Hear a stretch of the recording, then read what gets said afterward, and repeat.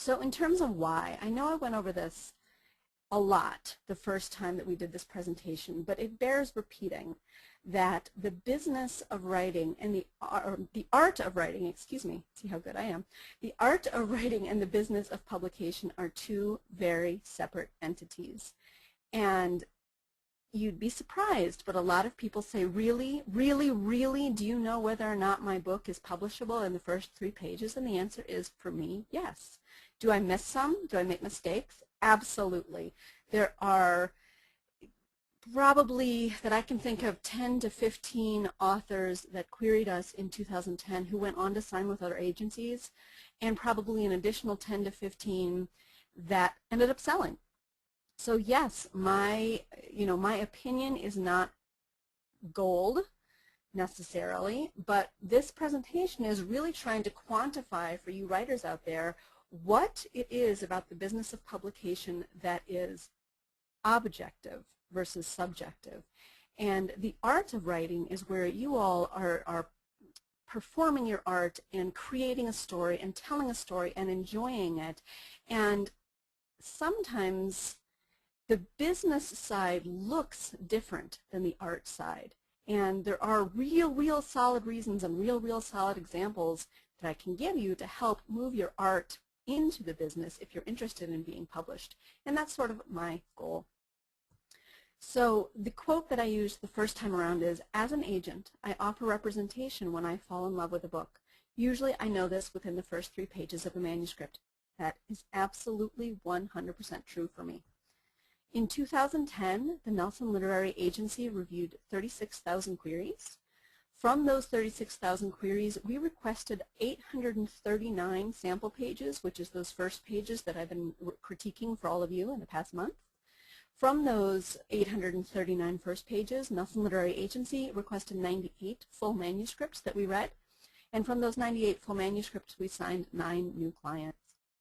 So that is a statistic which really shows a little bit about why those first pages are so important. And, you know, it seems daunting, but what I will say is people who really take the time to invest in learning about the business of publishing seem to beat the odds. And people who I meet at conferences, for example, are far better educated than just the general masses. And I would say that's true for any kind of art, whether it's music or painting or writing, that there's that beautiful side of it, which is the creating of the art, and then once people get serious about the business side of it, there's a lot of learning to be done.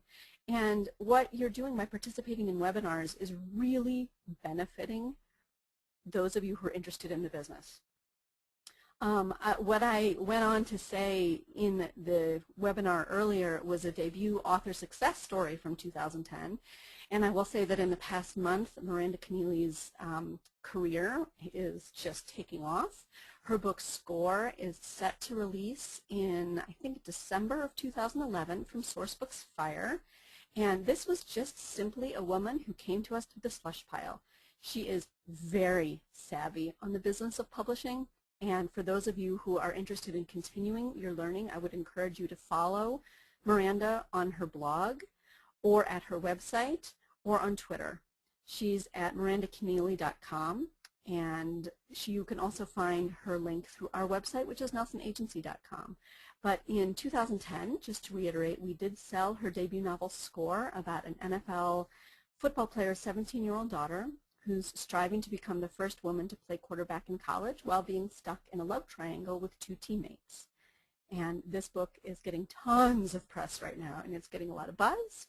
And this is somebody who did exactly what a lot of you are doing, which is she really perfected the mechanics of her art and then went on to do a lot of learning about the business, and it worked.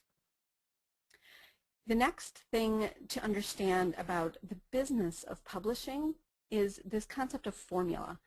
And what I said originally is formula is not an F word, and I will stand by that. I am actually looking for objective things in first pages and sample pages when I'm reading them. Yes, there's a lot of subjectivity in this business. I happen to like some book and somebody else happens to not like some book.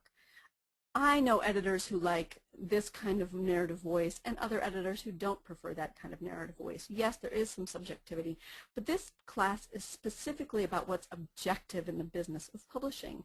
And a lot of it looks and sounds like formula. For example, those of you who write romance novels, there's a formula to romance novels. There's a happy ending. That's part of the formula. That's what readers are looking for when they go into a bookstore and they pick up a romance novel. A science fiction and fantasy novel absolutely is formulaic. There are certain elements that we call fantasy elements that readers expect to see. If you go into a fantasy or science fiction section of the bookstore and you pull out a novel that's set in Boulder, Colorado with a bunch of people skiing and worrying about going to college, that's not the formula that the reader is looking for. So as an agent, I'm actively acquiring young adult and middle grade novels, romance of all subgenres except category and inspirational, science fiction and fantasy novels, commercial and women's fiction novels, including chick lit, literary fiction novels with a commercial bent, and each of those genres, there are objective things that I'm looking for.